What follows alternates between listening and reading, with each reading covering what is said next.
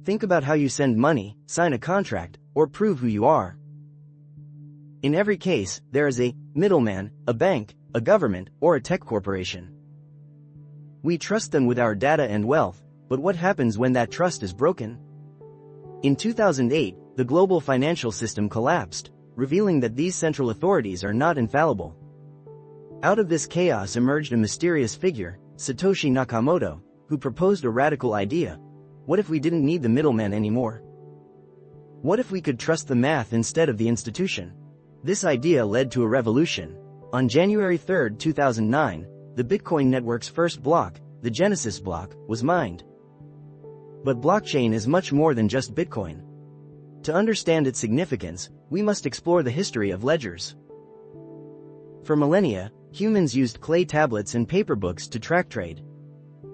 Blockchain represents the next evolution, a digital, distributed, and immutable ledger. It wasn't merely a new currency, it transformed how we organize society without a central authority. Imagine a digital notebook that everyone in the world possesses. When A sends money to B, this transaction is inscribed on a page. Here's the magic. Each page is a block that encompasses hundreds of transactions. Once a page is full, it's sealed with a unique digital fingerprint known as a hash. The subsequent page begins with the previous block's fingerprint, forming a chain.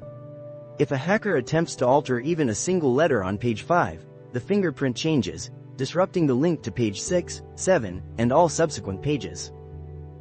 To manipulate the blockchain, a hacker would need to modify the records held by millions of participants simultaneously. This is why blockchain is virtually unhackable. But who writes these pages? In traditional banking, it's a private server. In blockchain, it's miners or validators. These powerful computers solve intricate mathematical puzzles to secure the network. In return for their electricity and effort, they earn tokens. This process embodies decentralization. No single entity, be it person, company, or government, owns the network. It belongs to everyone and yet to no one at the same time. If you think blockchain is only about Bitcoin, think again. We are entering an era of smart contracts, agreements that execute themselves automatically. In healthcare, your medical records can be securely stored and accessed only by you and your physician, anywhere in the world. In supply chain management, a simple scan of a QR code on an apple can reveal its origin and harvesting date.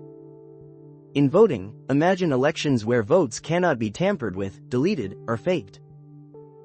Blockchain is often described as the Internet of Value. Just as the Internet revolutionized the sharing of information, blockchain is transforming how we share trust. We are still in the early days of this technology, reminiscent of the Internet in the 1990s. There are challenges to overcome, including energy consumption, transaction speed, and regulatory frameworks. However, the genie is already out of the bottle. From the ruins of a financial crisis, we have established a system where transparency is the norm, and trust is rooted in mathematics. The question is not if blockchain will change the world, it already has. The real question remains: are you prepared to be part of this decentralized future? As we embrace this technology, let us consider the vast potential it holds for innovation, security, and trust in our everyday lives. We stand on the brink of a new era, one that reshapes how we interact, transact, and trust in our interconnected society. This is just the beginning.